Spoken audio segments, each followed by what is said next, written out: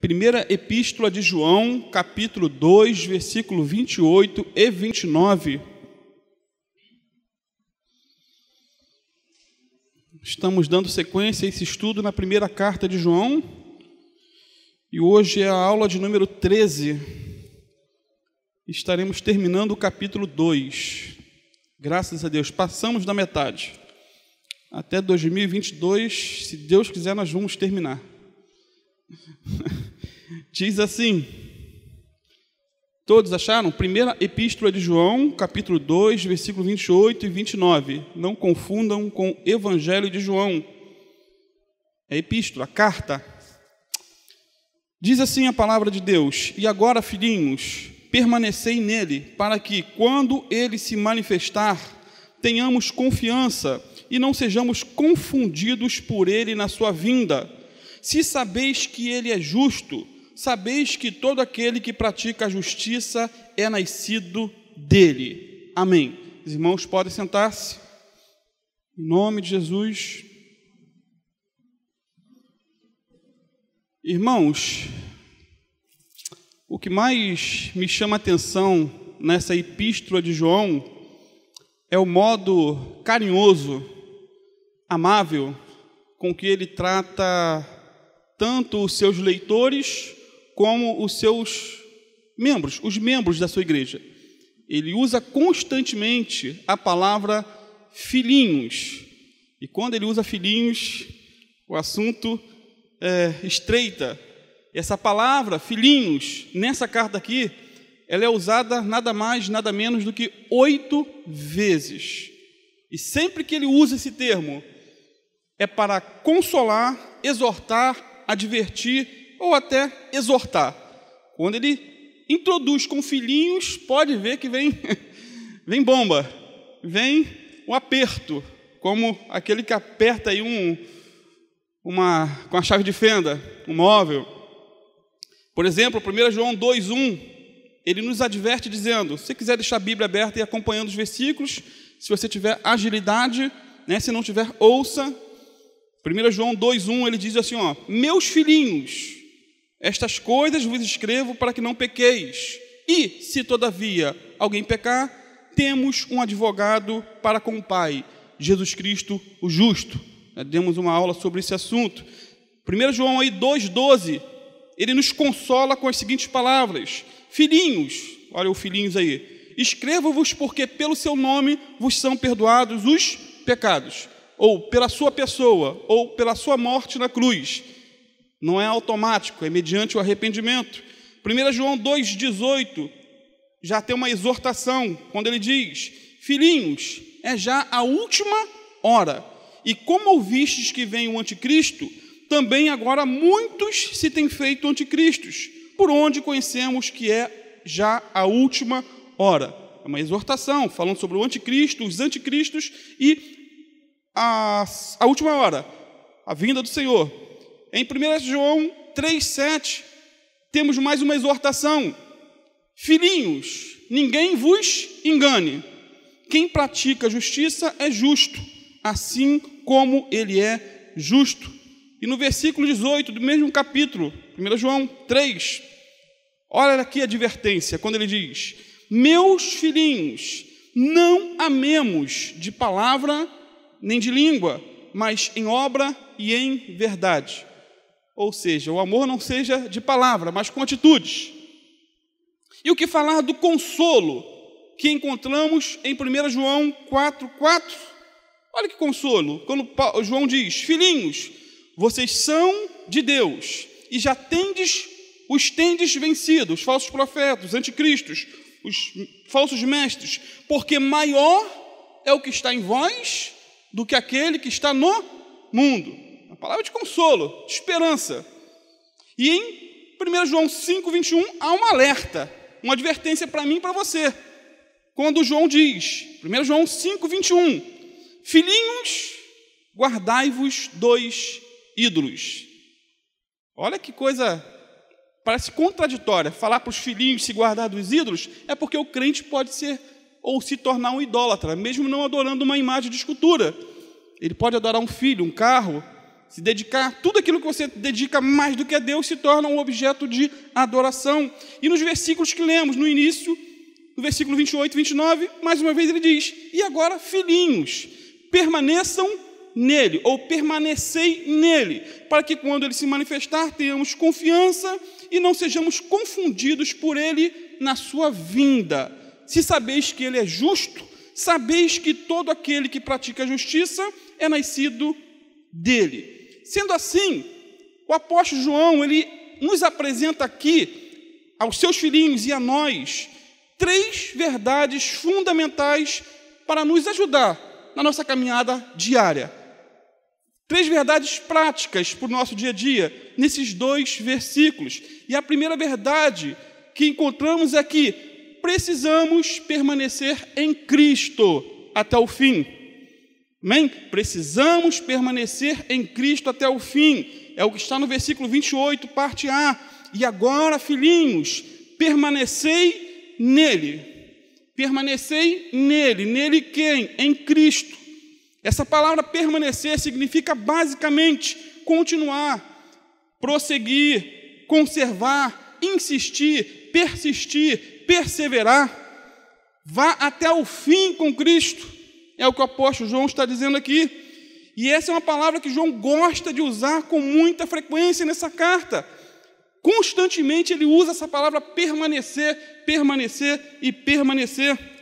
Se não, vejamos, capítulo 2, versículo 17, ele diz que se fizermos a vontade de Deus, permaneceremos para sempre. 2:24, ele diz que a mensagem que ouvimos dele permanece em nós. Capítulo 2:27, ele diz também que a unção, ou o Espírito Santo, permanece em nós, e devemos permanecer no Espírito também. No capítulo 3, versículo 6, João diz que qualquer que permanece nele não pratica o pecado, ou seja, não vive na prática do pecado, porque qualquer que permanece em pecado não ouviu nem o conheceu.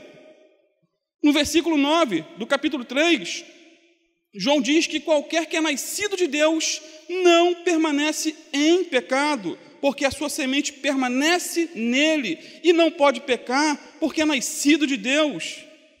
Quantas vezes ele vai repetindo a palavra permanecer, permanecer, permanecer, assim como filhinhos, filhinhos, filhinhos. E no capítulo 3, 14, parte B, ele diz que quem não ama seu irmão permanece na morte. Forte. Quem não ama seu irmão permanece na morte. E no nosso texto que lemos, ele diz que precisamos permanecer nele, ou seja, precisamos permanecer em Jesus Cristo, nosso único Senhor e Salvador. E permanecer aqui é um imperativo. Permanecei é um imperativo, não é uma opção, é um mandamento, não é uma sugestão, é uma ordem, não é um conselho, não é um convite, é uma ordem. Permanecei nele, em Cristo. Agora, o que não significa necessariamente permanecer em Cristo? Antes de falar o que significa permanecer em Cristo, o que não significa permanecer em Cristo? Porque às vezes as pessoas se equivocam, pensam que estão em Cristo, mas não estão. Primeiro, permanecer em Cristo não é o mesmo que exercer alguma função na igreja. Permanecer em Cristo não é o mesmo que exercer alguma função na igreja. Amado, você sabia que existem pessoas que exercem funções na igreja, mas que não permanecem em Cristo? É lamentável, mas isso é uma realidade. É possível ser obreiro, é possível ser um diácono, é possível ser um evangelista, e é possível até ser um pastor, e mesmo assim não permanecer em Cristo. Até porque Deus está mais interessado em nossa vida do que em nosso trabalho. Sabia disso? Ele está mais interessado em nossa vida do que com o nosso trabalho. Aquilo que fazemos para Deus deve ser consequência daquilo que somos com Deus. Trabalhar para Jesus é ótimo, desde que estejamos em Cristo. Servir na igreja ou fora dela é bênção, desde que estejamos em Cristo. Segundo, permanecer em Cristo não é o mesmo que permanecer na igreja visível, na congregação. É possível estarmos na igreja visível, e, ao mesmo tempo, fora da igreja invisível, que só Deus conhece. É possível ter um nome no livro de membros da igreja e não ter um nome no rol do livro dos céus. Isso é sério, é preocupante, e nós temos que pensar sobre isso constantemente. É possível congregar frequentemente e ainda não permanecer em Cristo. Precisamos congregar, amados, é mandamento. Não deixeis de congregar, como é costume de alguns, Hebreus 10, 25. Mas, acima de tudo, precisamos permanecer em Cristo. Temos que vir aos cultos como consequência daquilo que já somos em Cristo, não para permanecermos como sinônimo. Terceiro, permanecer em Cristo não é o mesmo que ser batizado nas águas ou tomar ceia. Ser batizado nas águas e tomar ceia são dois sacramentos bíblicos, ordenança do Senhor, mas não quer dizer que todos aqueles que foram batizados e tomaram a ceia, ou tomam mensalmente a ceia, estão em Cristo. Muitos são crentes nominais. Muitos que foram batizados e tomam religiosamente a ceia mensalmente, que não é errado, são crentes nominais, descompromissados, infrutíferos na obra de Deus. Isso é para nos fazer pensar. É uma palavra de dois gumes, que corta aí e corta aqui. Em quarto, permanecer em Cristo também não é sinônimo de ser evangélico ou se dizer cristão. Não é sinônimo. Tem muita gente que se gaba, amado, de ser evangélico. Eu sou cristão, bate no peito, né, com arrogância. Só que muitos que se dizem evangélicos ou cristãos vão para o inferno, não por ser evangélicos ou por se proclamarem cristãos, mas por não permanecerem em Cristo. Em quinto, permanecer em Cristo também não é sinônimo de conhecer teologia. Permanecer em Cristo não é sinônimo de conhecer teologia. Existem milhares e milhares de teólogos que estudam acerca de Deus, mas que não conhecem a Deus e não permanecem em Cristo. Não estou falando mal da teologia, até porque a palavra teologia significa estudo acerca de Deus. Quando você abre a Bíblia para ler, você está fazendo teologia, você está querendo conhecer a Deus. Existem tantas pessoas, tantos teólogos que conhecem tudo de hermenêutica, conhecem tudo de homilética, conhecem tudo de teologia sistemática, mas não permanecem em Cristo. Sendo assim, permanecer em Cristo não equivale a quanto você conhece de teologia, mas a quanto você conhece de Cristo, na intimidade, no secreto do teu quarto. Agora, o que significa permanecer em Cristo? Eis a questão. João 15, versículo 1 a 10, eu entendo que é o melhor texto para nos dar essa resposta. Evangelho de João 15, versículo 1 a 10, é o melhor texto para responder a essa pergunta: o que significa permanecer em Cristo? Que diz assim: eu sou a videira verdadeira e meu Pai é o lavrador, disse Jesus. Toda vara em mim que não dá fruto, atira, e limpa toda aquela que dá fruto, para que dê mais fruto. Vós já estáis limpos pela palavra que vos tenho falado. Estai em mim e eu em vós. Como a vara de si mesma não pode dar fruto se não estiver na videira, assim também vós, se não estiverdes em mim. Eu sou a videira, vós as varas ou os ramos. Quem está em mim e eu nele, esse dá muito fruto, porque sem mim nada podeis fazer. Se alguém não estiver em mim, será lançado fora, como a vara, e secará, e os colhem e lançam no fogo, e ardem. Se vós estiverdes em mim, e as minhas palavras estiverem em vós, pedireis tudo o que quiseres, e vos será feito. Nisto é glorificado meu Pai, que deis muito fruto, e assim sereis meus discípulos. Como o Pai me amou, também eu vos amei a vós. Permanecei no meu amor. Se guardardes os meus mandamentos, permanecereis no meu amor, do mesmo modo que eu tenho guardado os mandamentos de meu Pai e permaneço no seu amor. Ele já começa dizendo: eu sou a videira verdadeira. E quando estudamos o livro de João, encontramos por 6 vezes, ou 7 vezes com a videira, que nós lemos, a famosa expressão, eu sou, eu sou, eu sou. João 6,35, por exemplo, Jesus afirma o seguinte, olha que palavra, eu sou o pão da vida, aquele que vem a mim não terá fome, e quem crer em mim nunca terá sede. Que palavra ousada, só Jesus para falar isso. João 8,12, ele afirmou também, eu sou a luz do mundo, quem me segue não andará em trevas, mas terá a luz da vida. Siga Cristo, você terá luz para caminhar, para continuar. Em João 10,9, mais uma vez o Senhor afirma, eu sou a porta, se alguém entrar por mim, salvar-se-á, e entrará, e sairá, e achará pastagens.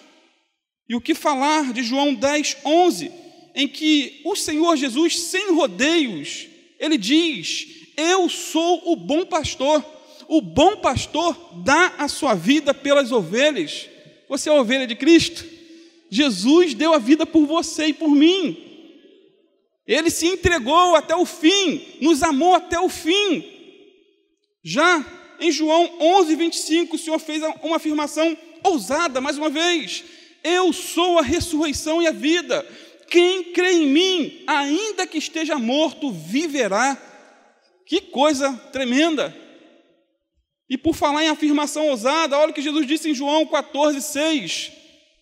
Todos sabem de cor? Eu sou o caminho, a verdade e a vida. Ninguém vai ao Pai a não ser por mim. Ou seja, não há outro caminho para o céu a não ser Jesus.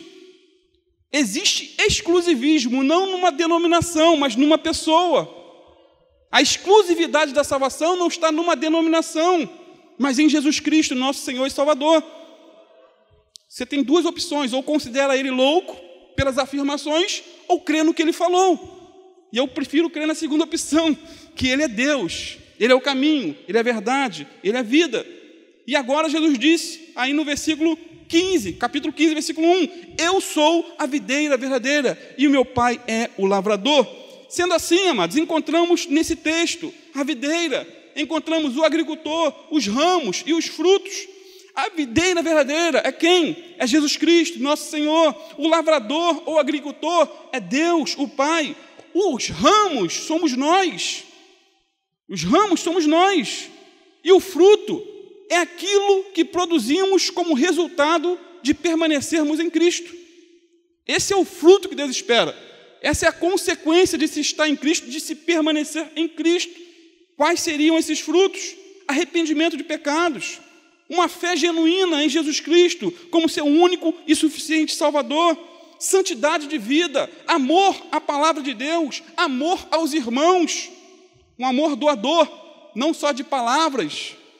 Esses frutos incluem também o quê? Obediência aos mandamentos do Senhor, paz, alegria, e até por que não dizer, testemunho aos que são de fora.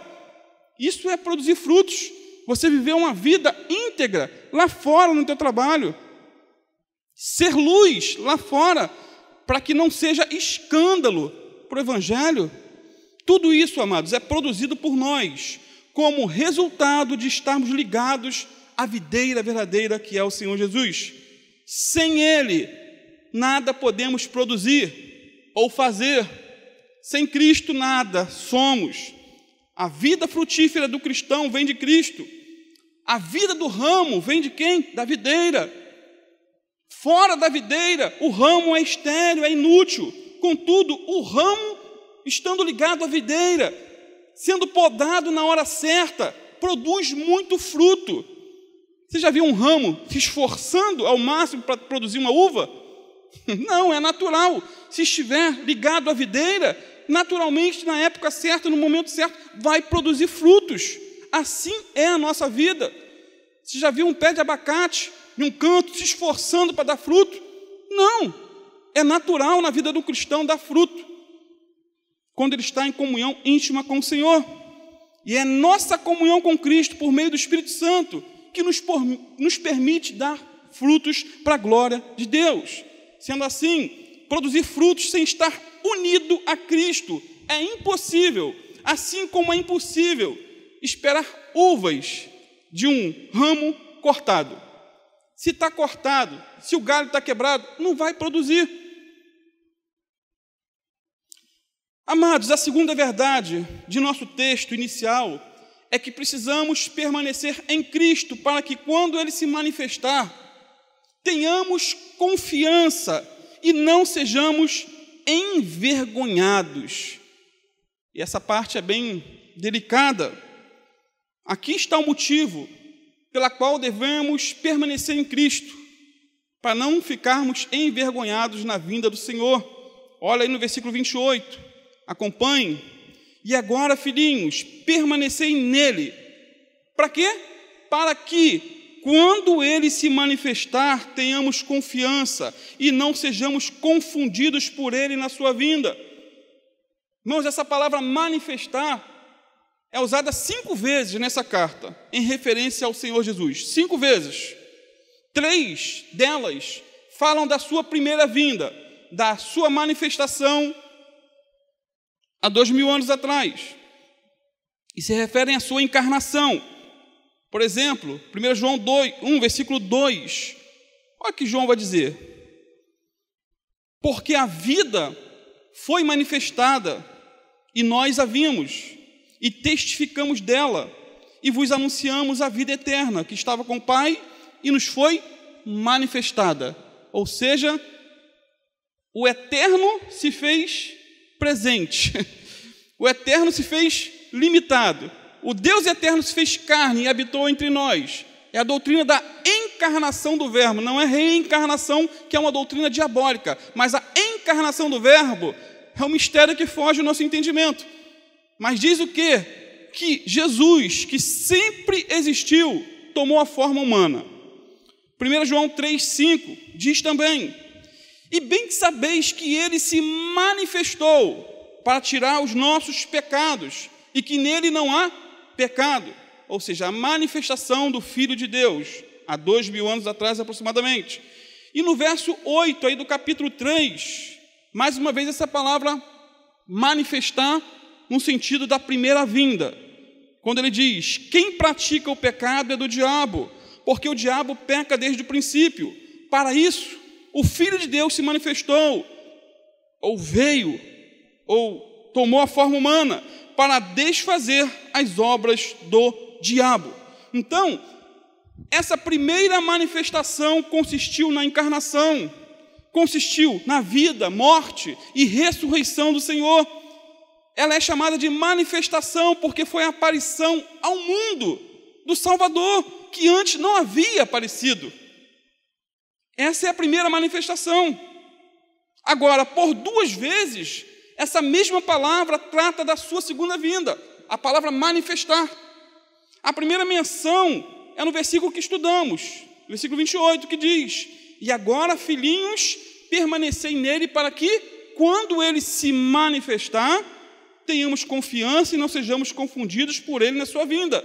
E a outra referência, segunda, é 1 João 3,2, que vamos ver talvez na próxima aula, quando João diz: amados, agora somos filhos de Deus, e ainda não é manifestado o que havemos de ser, mas sabemos que, quando ele se manifestar, está vendo? Futuro, segunda vinda, quando ele se manifestar, seremos semelhantes a ele, porque assim como é, o veremos.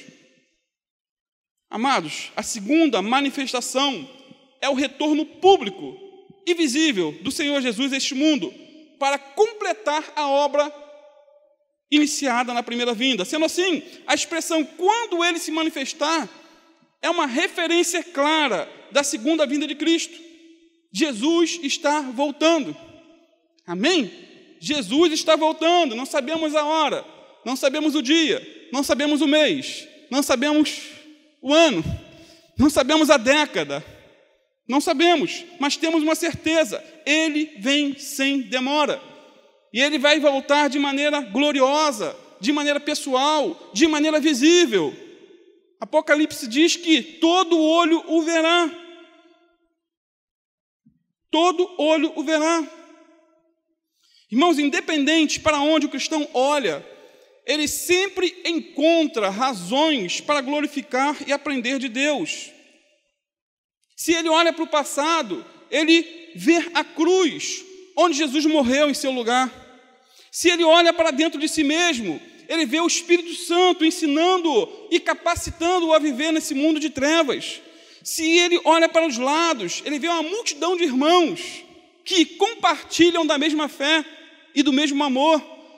Se ele olha para o mundo, lá fora, ele vê milhares e milhares de pessoas mortas em delitos e pecados, precisando da mensagem do Evangelho, das boas novas de salvação. Agora, se esse mesmo cristão olhar para frente, ele vê sem medo a segunda vinda do Senhor Jesus, que virá nos levar para junto de si. Você tem essa esperança, essa expectativa? Tenha, creia nisso. Não é porque muitos marcaram datas e falharam que Jesus não vai voltar. Ele está sentado em um trono, amados. Jesus reina absoluto sobre o universo. E ele voltará majestosamente para julgar as nações. No entanto, haverá 2 tipos de reações nesse glorioso dia. 2 tipos de reações, diz o apóstolo João aqui. Primeiro, alguns terão confiança ou ousadia na vinda do Senhor. Olha no versículo 28. Ainda. E agora, filhinhos, permanecei nele, para que quando ele se manifestar, tenhamos o quê? Confiança. Amados, essa gloriosa manifestação do Senhor Jesus será um dia de confiança e alegria para os salvos.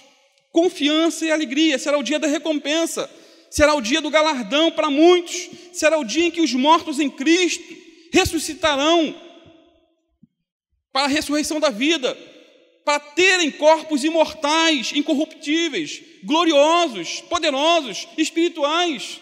E os que estiverem vivos nesse grandioso dia serão transformados e arrebatados ao encontro do Senhor. Com certeza, essa confiança que alguns terão no dia da volta do Senhor não estará baseada nos seus méritos, em suas boas obras, até porque por obras ninguém será justificado diante de Deus, diz a palavra. Por obras, a única obra que nos justifica é a obra de Cristo na cruz. Porque as nossas obras são ruins, pecamos por agir, por reagir, por pensar, por falar e tantas outras formas. A base da nossa confiança é a certeza de que nossos pecados foram perdoados pelo poder do sangue de Jesus, que nos purifica de todo pecado. A base para a nossa confiança é a certeza que Jesus foi feito propiciação, ou seja, sacrifício pelos nossos pecados na cruz do Calvário.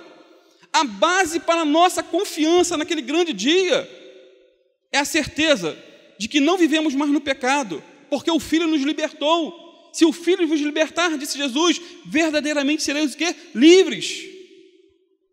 Irmãos, a base da nossa confiança é a palavra de Deus, que diz em Efésios 2:8, na nova versão transformadora: vocês são salvos pela graça, por meio da fé. Isso não vem de vocês, é uma dádiva de Deus, não é uma recompensa pela prática de boas obras, para que ninguém venha se orgulhar, pois somos obra-prima de Deus, criados em Cristo Jesus, a fim de realizar boas obras, que Ele de antemão planejou para nós. Então, se por um lado, haverá um grupo que terá confiança, plena convicção, ousadia, nesse grande dia, haverá um outro grupo que terão vergonha, ou ficarão confusos nesse dia. Isso é sério. 1 João 2:28, mais uma vez. E agora, filhinhos, permanecer nele, para que quando ele se manifestar, tenhamos confiança e não sejamos confundidos, ou não nos afastemos envergonhados, em outras versões, por ele na sua vinda.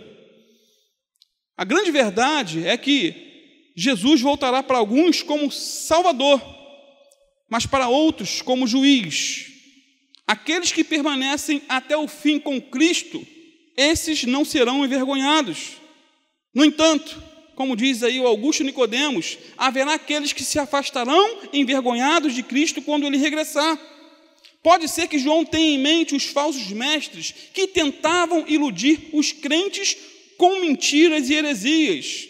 Eles, juntamente com todos que andam em trevas, serão envergonhados diante de Cristo quando ele vier em glória. Ali, a maldade e a iniquidade de seus atos, bem como o erro dos seus ensinamentos, serão tornados públicos para a vergonha deles. Afastados de Cristo, a vergonha que experimentarão sem possibilidade de perdão ou de alívio será parte dos seus sofrimentos eternos. Serão afastados, serão envergonhados. Que Deus nos guarde disso. Em nome de Jesus, que venhamos perseverar até o fim em Cristo. Amados, para muitos, essa manifestação do Senhor Jesus será um dia de vergonha, não de confiança. Será um dia de trevas, não de luz. Será um dia de choro e não de alegria. Até hoje, quando nós fazemos menção à volta do Senhor, tem crente que fica triste. Não volta não, Senhor. Por que será? Naquele dia, Jesus virá não como um advogado, não como um defensor, mas virá como juiz. Ele virá não para defender os pecadores, não, mas para julgá-los segundo as suas obras. Irmãos, a segunda vinda de Cristo vai colocar um ponto final na história e fechar a porta da oportunidade para os homens. Não haverá segunda chamada. Não tem segunda chamada. Não haverá novas oportunidades depois que o noivo chegar. A porta será fechada. Quem não tiver azeite em suas lâmpadas e não estiver trajando vestes de justiça, as vestes da justiça de Cristo, não terá acesso à sala do banquete. E a melhor maneira, guarde isso, a melhor maneira de nos preparar para esse glorioso dia é convivendo dia a dia com Cristo. Tem gente que aguarda muito lá no futuro, mas não vive o agora. A melhor maneira de se preparar, meu irmão, é vivendo hoje com Cristo. A melhor maneira de se preparar para aquele dia é nunca esquecer da sua presença no dia a dia conosco. A melhor maneira para se preparar para aquele glorioso dia é sempre nos voltarmos para Ele, constantemente, ininterruptamente, em arrependimento, antes que Ele volte. Até porque a segunda vinda de Cristo deve ser uma grande inspiração para uma vida piedosa. A segunda vinda de Cristo deve ser uma grande inspiração para uma vida piedosa. A terceira verdade, amados, que eu encontro em nosso texto inicial é que todo aquele que nasceu de novo pratica justiça. Está dentro do contexto de tudo aquilo que temos falado até agora. Veja comigo aí versículo 29. Se sabeis que Ele é justo, sabeis que todo aquele que pratica a justiça é nascido de Deus, é nascido dele. Irmãos, ao longo dessa carta, o apóstolo João ele está elaborando basicamente 3 testes que provam se uma pessoa ela é crente de verdade ou não. São 3 testes básicos, desde o capítulo 1 até o 5. Ele vai estar desenvolvendo essa tese. 3 testes básicos para sabermos se somos crentes ou não. E o primeiro teste é o doutrinário, que nós já vimos em aulas passadas e veremos no futuro, se Deus quiser. O texto de 1 João 5:1 fala sobre esse primeiro teste. Já vimos isso no passado, superficialmente. Quando João diz, nesse teste doutrinário, todo aquele que crê que Jesus é o Cristo é nascido de Deus. E todo aquele que ama ao que o gerou, também ama ao que dele é nascido. O que o apóstolo João quer dizer aqui? É que ninguém pode se considerar cristão negando a encarnação de Cristo. Ninguém pode ser salvo negando a doutrina da natureza divina humana de Jesus. Jesus Cristo não é meio Deus e nem meio homem. Ele é Deus homem. E essa é a revelação da palavra. Qualquer grupo religioso que negue verdades como essas não é de Deus, não nasceu do alto. O segundo teste é o teste social, quando amamos os irmãos. No capítulo 4, versículo 7, ele vai falar sobre esse teste, 1 João 4, 7. Amados, amemo-nos uns aos outros, porque o amor procede de Deus. E todo aquele que ama é nascido de Deus e conhece a Deus. Ou seja, simplificando, quem não ama não é nascido de Deus. Quem não ama permanece na morte, nas trevas. Quem não ama, diz João, jamais viu a Deus, porque Deus é amor. Não podemos separar, amados, a nossa relação com Deus da nossa relação com os irmãos. É impossível amar a Deus isoladamente, vivendo no meu mundinho, sem me comprometer, sem me envolver, seja financeiramente na igreja, seja um envolvimento em trabalhos que a igreja desenvolve lá fora, na rua, lá fora onde os pecadores estão. A prova do amor é o quê? É o serviço. Demonstramos nosso amor, não com palavras, amados, mas com ações concretas na ajuda aos necessitados. Esse é o segundo teste, o teste social. Agora, o terceiro teste de que somos salvos ou não é o teste moral, quando andamos em santidade. Uma coisa não pode estar divorciada da outra. O que adianta a pessoa ser doutrinariamente correta na cabeça, ser corretamente na parte social, ajudar todos, fazer boas ações e ao mesmo tempo viver uma vida imunda, como um porco? É contraditório. E essa verdade está no versículo 29 do nosso texto. Se sabeis que ele é justo, sabeis que todo aquele que pratica justiça é nascido dele. Irmãos, a maneira mais segura de se esperar a segunda vinda de Cristo e não ficar envergonhado é praticando a justiça, ou seja, vivendo em santidade. Isso porque todo aquele que pratica a justiça, diz João, é nascido de Deus. Ninguém tem dúvidas de que Jesus é justo. Tem. Ninguém tem dúvidas. Ele foi o único ser humano que pisou nessa terra e que não cometeu um único pecado sequer. A Bíblia diz que ele em tudo foi tentado, mas não pecou. E nós somos tentados em tão pouco e muitas vezes pecamos. Que contradição, né? Mesmo sendo sem pecado algum, a Bíblia diz que ele foi condenado por causa dos nossos pecados. Mesmo sendo justo e perfeito, ele morreu por nós, que somos injustos e imperfeitos. Mesmo sendo santo, inculpável, ele derramou seu precioso sangue na cruz do Calvário para nos resgatar da morte eterna, da perdição eterna. Sendo assim, uma das provas que realmente fomos salvos não é simplesmente crer que Jesus Cristo morreu por nossos pecados. Eu creio então. Até os demônios creem nessa verdade. Não que Jesus tenha morrido por eles, mas creem que Jesus morreu pela salvação dos homens. Os demônios creem, mas vivem vidas, né? São seres pessoais, os demônios. Mas eles vivem para fazer o quê? O mal, a perversidade. Isso porque não basta crer no certo e viver no errado. Não basta. A maior prova de que alguém é cristão não é o fato dessa pessoa ter uma doutrina correta, mas ter uma vida correta.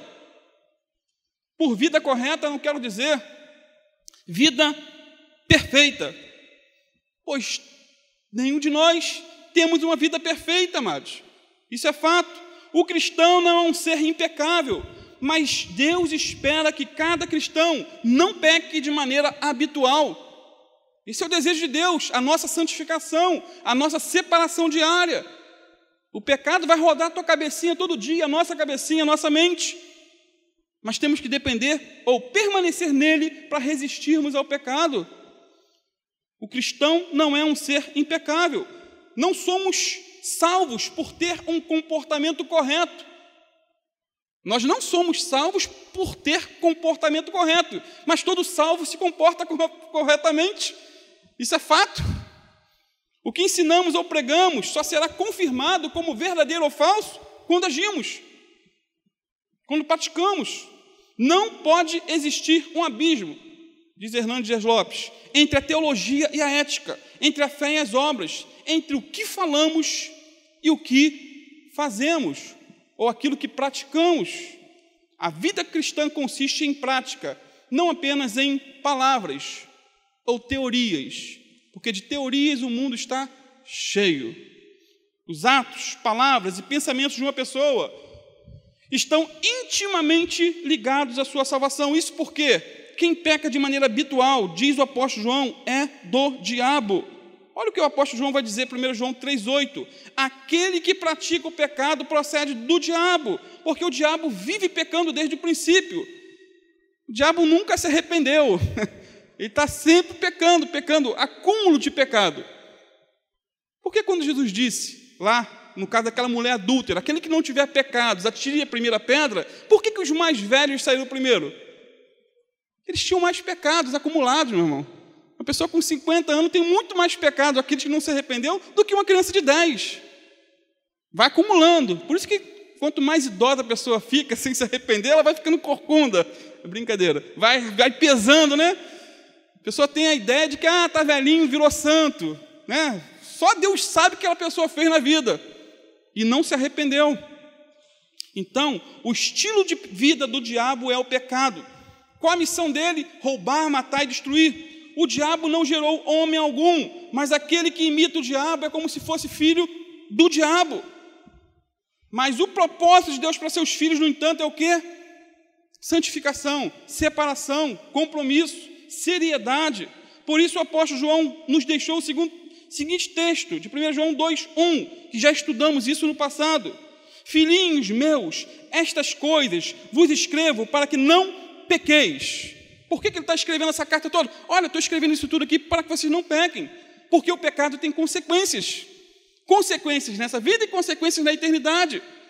João aqui espera, amados, que os crentes sejam preservados do mau ensino dos hereges e que não caiam em pecado, seja ele qual for.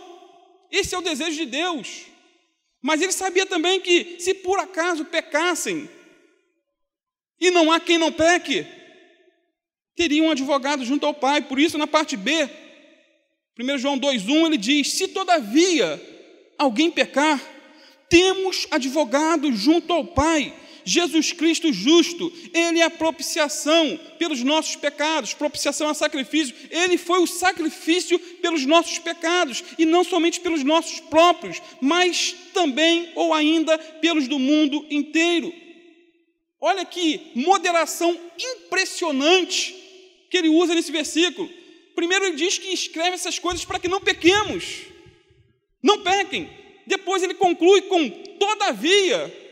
Não, graças a Deus que existe esse todavia, porque senão estávamos quebrados, irmão. Todavia, se alguém pecar, como diz John Stott, é importante manter estas duas afirmações em equilíbrio.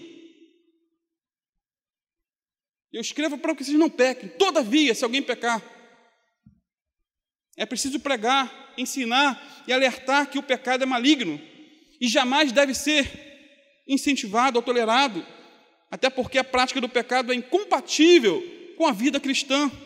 Quem vive pecando não viu a Deus, não conhece a Deus, como diz 1 João 3,6. Quem vive na prática do pecado não é nascido de Deus, 1 João 3,9. Por outro lado, não podemos fechar, amados, a porta da esperança para os que são surpreendidos no pecado. Tem gente que fecha. Ou seja, ataca tanto um lado da verdade que deixa todo mundo desesperado, sem solução alguma. Precisamos sempre pregar contra a prática do pecado e, ao mesmo tempo, não fechar a porta do arrependimento aos pecadores. Até porque a perfeição moral absoluta é impossível de ser alcançada nessa vida. É impossível de ser alcançada a perfeição absoluta nessa vida. Devemos desejar a perfeição, devemos nos consagrar, nos separar de toda forma de pecado, mas ainda assim, não podemos nos esquecer, nunca, de que temos os pés de barro. Ou seja, ainda estamos nesse corpo físico, ainda não fomos glorificados. Porque se não tivermos cuidado, podemos chegar a extremos. E às vezes há pessoas que, por viverem uma vida tão santa, acaba arrebentando com os outros. Eles enfatizam tanto um lado da verdade que não dá esperança para aqueles que caíram. Há esperança se houver arrependimento. Amém, amados? Não faça do pecado uma prática costumeira, mas se caiu, levante-se. Bola para frente, continue caminhando com Cristo. Então, o propósito de João é que os crentes não pequem, mas se pecarem, eles têm um advogado nos céus, Jesus Cristo, o justo, aquele que morreu por nós, aquele que derramou seu precioso sangue para nos resgatar de volta para Deus. Amém, amados? Concluindo finalmente com uma frase somente de Harvey Blaney, quando ele diz que cada pessoa que professa ter encontrado a Jesus Cristo deve andar na luz, deve guardar seus mandamentos, permanecer nele e ser ensinada pelo Espírito de tal maneira que ela não tenha nada na sua vida para se envergonhar aqui e agora, ou na sua segunda vinda. Amém?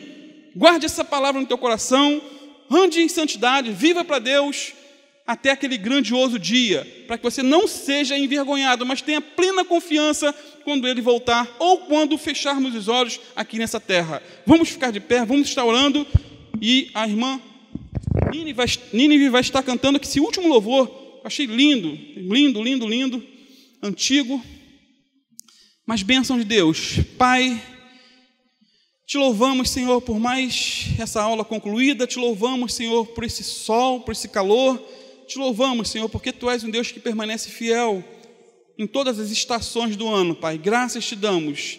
Está quente sim, Senhor, mas daqui a alguns meses já estaremos mudando de estação, já estaremos entrando naquele friozinho gostoso também, Pai. Isso tudo é fidelidade, bondade Tua, Pai. Muito obrigado por tudo, Senhor. Toma nossas vidas em Tuas mãos, Pai. Ah, Senhor, cobre-nos com o sangue do Cordeiro, Pai. Senhor, fortalece-nos. Ah, Pai, precisamos permanecer em Ti, Senhor. A Tua palavra diz, permaneçam nele, mas sabemos que por nós mesmos não conseguimos, Senhor. Segura em nossas mãos, Senhor. Nos sustenta, Pai, nessa caminhada.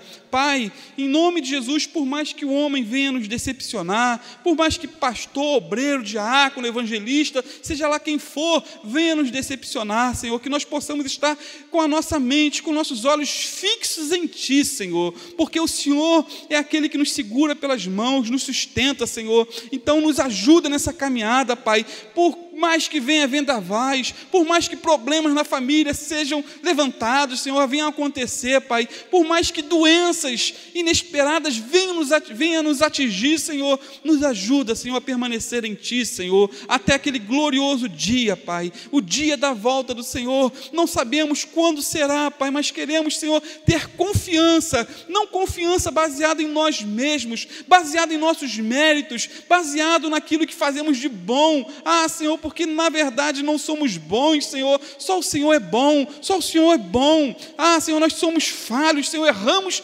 tantas vezes, Pai, mas lava-nos nessa manhã, Pai, cobre-nos com o sangue do Cordeiro, Senhor, nos levanta para a Tua glória, Pai. Ah, Senhor, aqueles que pecaram, que já tinham desistido, Senhor, da caminhada, que o Senhor vinha levantar, segurar pelas mãos, Senhor. Ah, Pai, dá a convicção do perdão, Senhor, também, Pai, mediante o arrependimento. Fica conosco, Pai, carecemos de Ti, precisamos da Tua ajuda, precisamos do Teu poder, precisamos, Senhor, da Tua graça, Senhor, do Teu fortalecimento, Senhor. Queremos, Senhor, ter confiança até aquele glorioso dia, para que não venhamos a ser envergonhados, Senhor. Guarda-nos disso, Senhor, guarda-nos dessa vergonha, Pai, no nome de Jesus. Guarda-nos dessa vergonha, Pai, de termos pregado para os outros e nós mesmos sermos condenados, Deus. Tem misericórdia de nós, Senhor, tem misericórdia de nós. Guarda-nos, Senhor, guarda-nos, Pai. Segura em nossas mãos, Senhor, ajuda-nos a ter vidas limpas, Senhor, para a Tua glória.